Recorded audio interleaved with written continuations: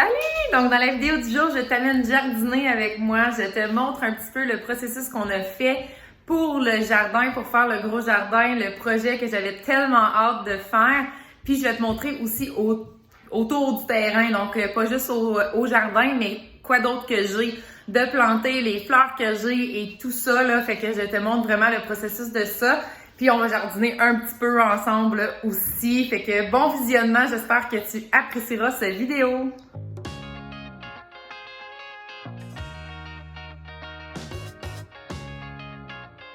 Ce matin, c'est le temps dans ma région de commencer à planter certaines choses. Donc j'ai ma liste aussi de mon plan de jardin pour me fier à ça. Puis mes sachets de semences que je vais planter directement dans la terre. Puis dans environ une semaine ou deux, ben on va pouvoir faire ensemble les prochaines semences et toutes les semis que j'ai déjà partis à l'intérieur. Donc les plants que j'ai déjà d'actifs à l'intérieur, on va pouvoir les mettre dans le jardin. Alors, je te montre ça. Viens avec moi.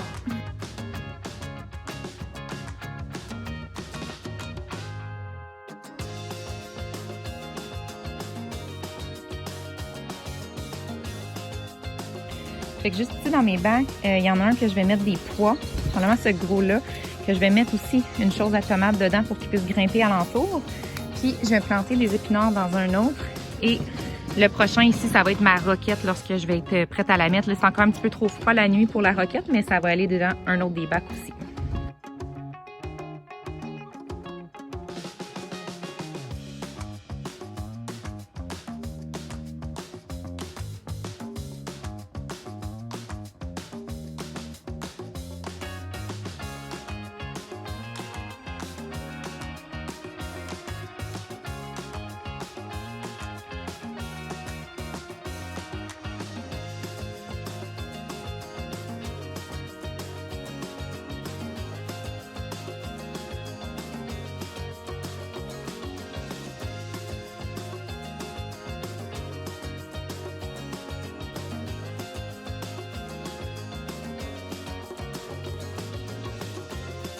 J'ai une amie qui connaît pas mal plus les jardins que moi, donc elle m'aide beaucoup. Puis mon amie me parlait que c'est important d'habituer, si on veut, les plants à un nouvel environnement pour s'habituer au climat du vent, de la chaleur, du soleil, vraiment dessus le plant. Fait que ce que je vais faire aujourd'hui aussi, vu que là, la température est rendue vraiment belle, puis bientôt on va les planter, je vais commencer aujourd'hui à tout transporter ça dans mon garage. Comme ça, je vais juste pouvoir ouvrir la porte de garage le jour. Ils vont pouvoir tout absorber, je vais pouvoir les arroser plus facilement, puis ils vont commencer à s'habituer au climat extérieur aussi. Donc voilà, on fait ça.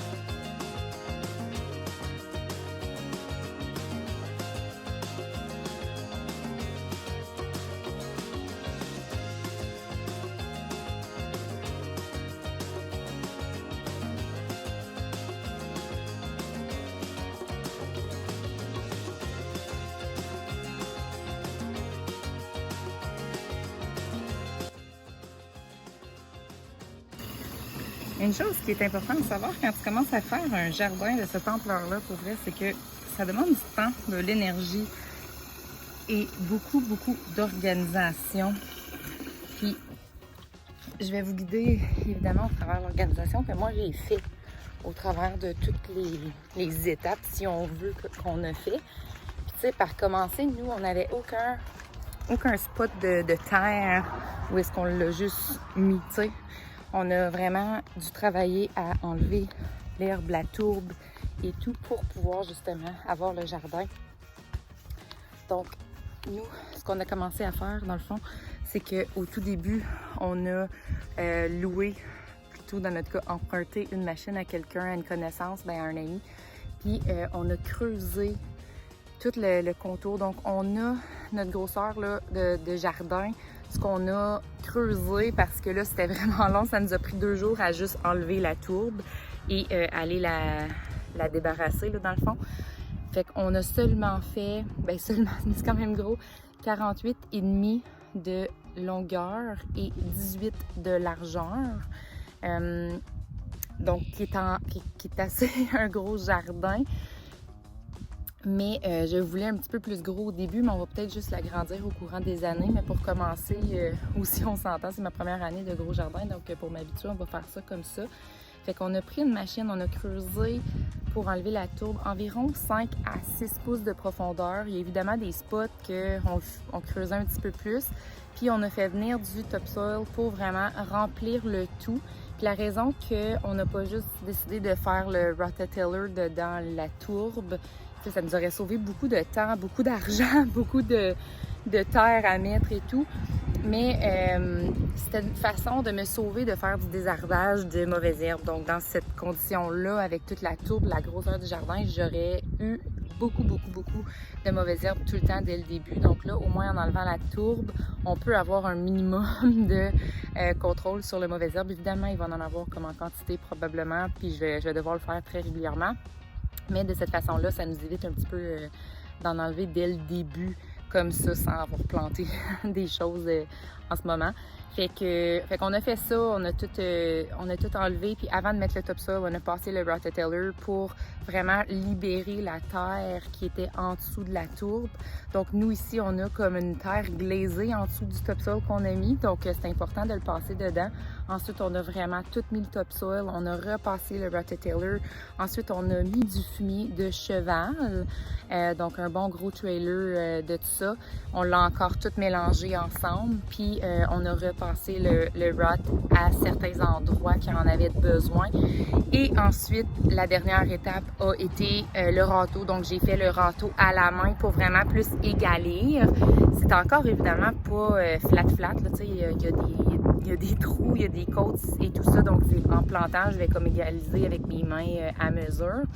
Mais ça, c'est pas mal le processus qu'on a fait avant de planter. Puis là, ben c'est ça, aujourd'hui, dans le fond, je commence à vraiment planter. Donc là, j'ai les oignons de fait. Je m'en vais faire les carottes, ensuite les radis, puis je vais continuer. J'en ai plusieurs à faire aujourd'hui. Donc, au moins, une grande partie des graines directement au sol vont être faites. Les légumes racines surtout et tout. Puis dans environ 2 semaines, là, ou même peut-être cette semaine, selon les températures de la nuit, je vais pouvoir commencer vraiment à transférer les plants que j'ai mis dans le garage. Mais je vais pouvoir les transférer tranquillement au jardin pour pouvoir que là, ça soit fait après. Mais ça fait du bien d'enlever ça de la maison et de tout le mettre au garage pour que ça s'habitue au climat. Fait que voilà, je continue maintenant à planter.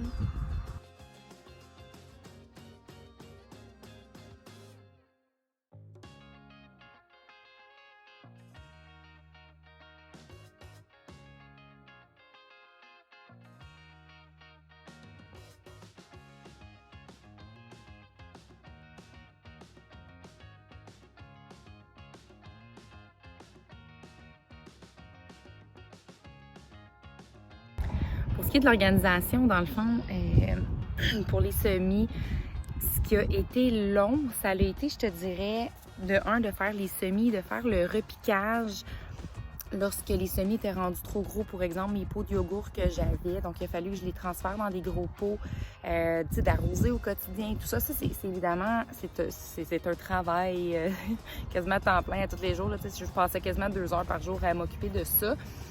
Puis l'autre partie qui était très demandant en temps, je ne sais pas combien de temps que j'ai passé à faire ça, mais c'était de chercher quels légumes et fruits qui combinaient bien ensemble dans la terre. Parce que des plants, c'est comme un peu les humains.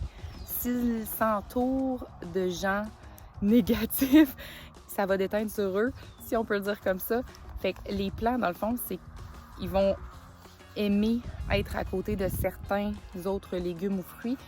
Et il y en a d'autres qui sont comme ennemis un petit peu, qui vont tirer les mêmes nutriments de la terre et tout. Donc, il faut faire certain que ce soit bien planifié où est-ce qu'on place tel plant pour avoir une meilleure production et ne pas perdre tous les plants et le beau travail, dans le fond, qu'on a passé à faire. Fait que ça, c'était le plus long de la planification. Surtout dans mon cas, au début, j'étais supposée de mettre des boîtes. Là, après ça, on a décidé de le mettre au sol, puis là, de rapetisser le jardin. Donc, c'était plusieurs étapes, plusieurs remises en question, de faire certain où est-ce que je plaçais les choses. J'ai ajouté aussi certaines choses dans mon jardin. Donc là, c'était de revoir ça aussi parce que là, je devais avoir un petit peu plus de place, mais en réduisant mon jardin. Puis aussi de placer les arbres sur le terrain parce que j'ai acheté des arbres, les petits fruits aussi qui vont aller comme juste à côté de mon compost ici, la rhubarbe en arrière de moi là. Fait que c'était vraiment de tout planifier où est-ce que ça va aller sur le terrain. Puis on s'entend que je connais pas vraiment le terrain dans le sens que ça fait présentement où est-ce que je fais la vidéo, ça fait seulement 6 mois que je suis ici. Donc on n'a même pas vécu un été ici. Je sais pas comment sera la terre, comment ça va pousser, est-ce que la terre se draine bien, est-ce qu'elle absorbe trop l'eau, tu sais, donc toutes des choses comme ça que je ne connais pas actuellement. Fait que c'est vraiment une année d'expérimentation, donc c'est beau, mais à la fois c'est des questionnements et un petit peu pas un stress, un bon stress, mais tu sais, c'est comme tu veux faire certain que tout le travail il va te donner une belle récolte. Fait que voilà, fait que on commence, on continue, puis j'en ai encore beaucoup à planter pour la journée, fait que je vous laisse.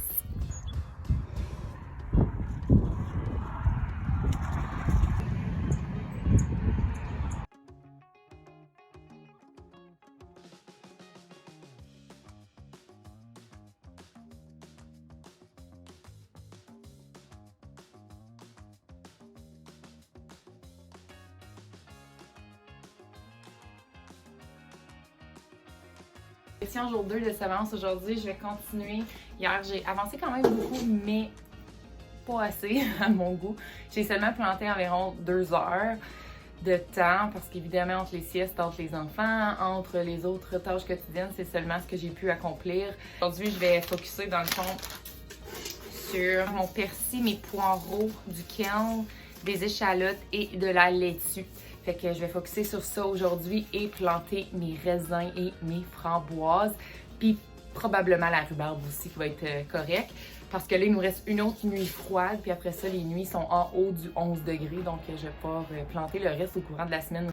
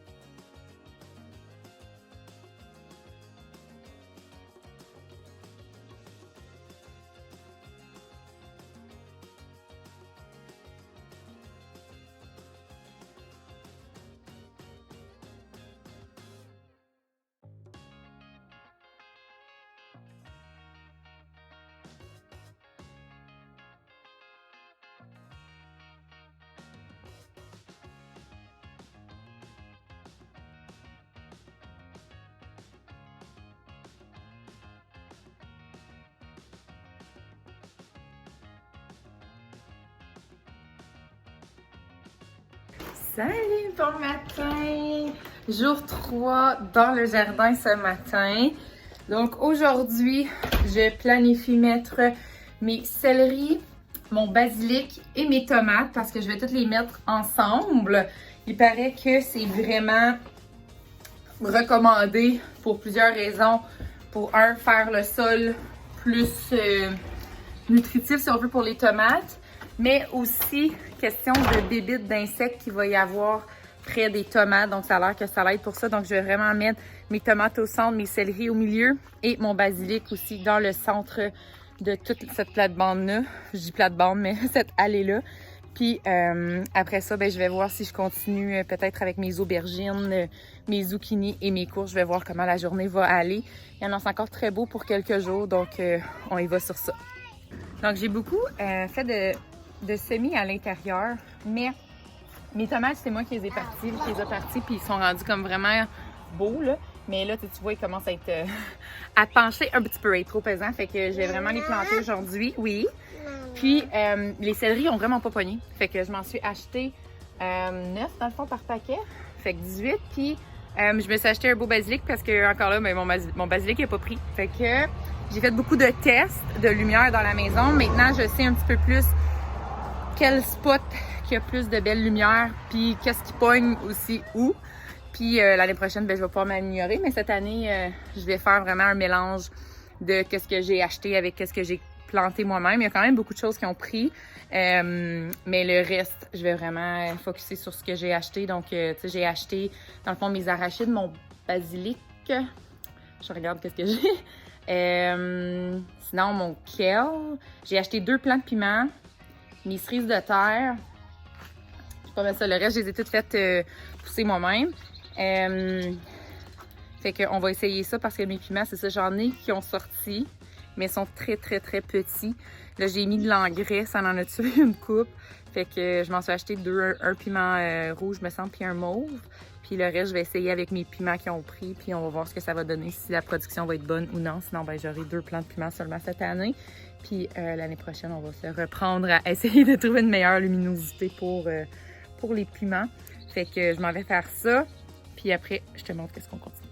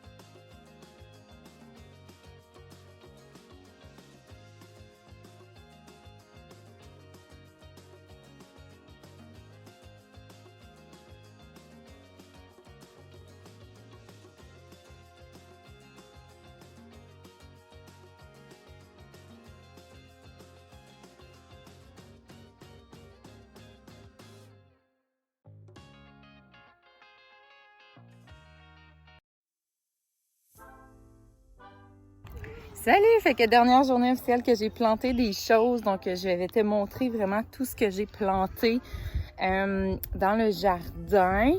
Puis évidemment, je t'ai montré au courant des journées, évidemment toi tu l'as tout vu de fil. Je t'ai montré un petit peu qu'est-ce que je faisais à mesure avec les ceux que j'ai mis, les bâtons de bois. Puis la raison que j'ai mis des bâtons de bois, dans le fond, c'était vraiment organisation, là. Je m'en fous un petit peu de savoir qu'est-ce qu'il y a où. Mais c'était juste pour commencer. À chaque jour, je voulais savoir où est-ce que j'avais été plantée parce que là, les graines, évidemment, on les voit pas versus les plants qu'on les voit sortir. Fait que c'était comme une façon de m'organiser mieux et savoir où est-ce que j'avais déjà planté, dans quelle rangée que j'avais planté pour après ça suivre plus facilement mon plan. Versus que là, les derniers jours, j'ai pas mis d'indication où est-ce que j'étais parce que je savais où est-ce que je m'enlignais vu que je savais où est-ce que j'étais rendue côté des rangs. Fait que je te montre ce que j'ai. Bon, fait que pour commencer ici, j'ai 2 plants d'arachides juste à côté de tout mon blé d'Inde. Donc ça va être une belle expérimentation, cette première allée-là de blé d'Inde et d'arachides au bout. Dans ma deuxième allée ici, je les ai pas faites encore. J'attends qu'ils germent encore un petit peu plus, mais ça va être mes patates. C'est la seule chose qui me reste à planter. Après ça, là-bas, c'est mon cerise de terre. Après ça, j'ai quand même mis une bonne espace entre, mais là, j'ai décidé de planter 2 plants de tomates qui ne rentraient plus dans mon allée de tomates pour les mettre entre ça. Puis ici, ça va tout être du cantaloupe. Donc ici, comme que je vous ai montré avant, c'est vraiment mon céleri alentour de chaque plant de tomate. Puis j'ai mon basilic juste là. Puis ensuite de ça, j'ai d'autres tomates. Donc j'ai plusieurs variétés de tomates. Là. Je me souviens plus exactement c'est lequel. Je suis pas assez bonne pour différencier les plants encore. Mais ça va être une allée de tomates. Ça ici, c'est du persil que j'ai mis juste à côté. Dans cette allée ici, j'ai mis une grosse partie des fèves. Et juste en avant, ici, j'ai mis ma roquette que j'étais supposée mettre dans un bac au début, que je vous avais dit dans la vidéo. Mais finalement, je vais mettre de l'okra dans mon bac en avant.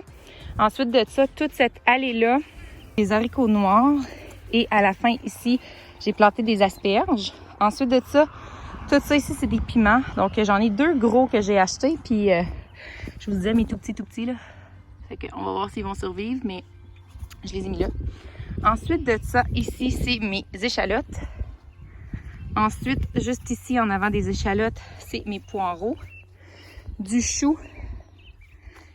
Et ensuite de ça, c'est mes concombres. Fait que sur mes machins trucs rouges. Fait que j'en ai des blancs et des verts. Ensuite de ça, j'ai ma laitue. Ici, j'ai toute mon aubergine. Ensuite de ça, navet, betterave. Ici, c'est tout mon kale. Et à la fin, là-bas, j'ai mis du zucchini. Ensuite, ici, j'ai toutes mes radis et d'autres fèves. Fait que j'ai comme un petit peu de fèves là, puis j'en ai d'autres que j'ai mis plus loin là-bas. Ici, toutes mes carottes. Du brocoli que je viens de planter. Puis des oignons blancs. Ensuite de ça, plus loin ici, comme je vous avais déjà mentionné, j'ai ma rhubarbe. Je vais avoir mes framboises là qu'on n'a pas creusées finalement encore. Fait que j'attends mon chum vu que je peux pas vraiment forcer après la terre présentement. Je vous ai montré mon cerisier aussi qui est dans le coin ici de ma cour, qui est comme un peu random, mais vu que ça va grossir gros, on l'a mis juste ici en arrière. Là. Ensuite de ça, là j'ai mes raisins que je me questionne. On a comme 2 possibilités, puis ça dépend vraiment de mon chum honnêtement.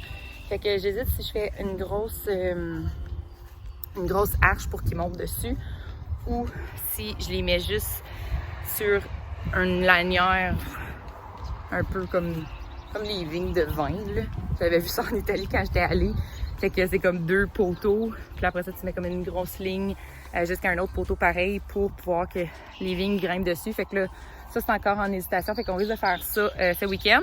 Ensuite de ça, ici, j'ai mon mûrier en avant que j'ai acheté aussi. Puis, dans ma plate-bande, ici, c'est ici la seule partie de ma plate-bande qui a du soleil en après-midi. Fait que j'ai mis une partie de mes courges, puis l'autre partie du melon d'eau. Fait que, on va voir ça là. Puis après ça, ben, les pots que je vous avais montrés, je m'étais parti mes pois, comme que je vous ai montré au début, avec la chose de tomate. Juste à côté, c'est les épinards. Ici, ça va être l'okra. Donc, je l'ai planté aujourd'hui. Ici, j'avais essayé de partir des épinards à l'intérieur, mais ça n'a pas trop pogné. Là, fait que je les laisse là parce qu'il y en a encore des belles. On va voir ce que ça va donner. Puis j'ai des radis aussi de commencer là que j'avais commencé à l'intérieur. Fait que on va voir qu'est-ce que ça va donner, mais c'est pas mal ça. Merci beaucoup d'avoir regardé la vidéo. J'espère que tu as apprécié, que ça peut t'aider si jamais tu veux te partir un jardin toi aussi.